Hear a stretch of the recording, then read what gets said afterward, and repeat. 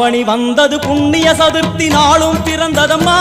அதிகாலை முதலே மனையில் மங்கள மேளம் ஒலிக்குதம்மா.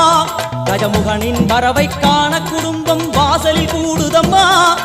கோலம் இட்டொரு மனை மேல் வந்தான் ஆரத்தியாகுதம்மா.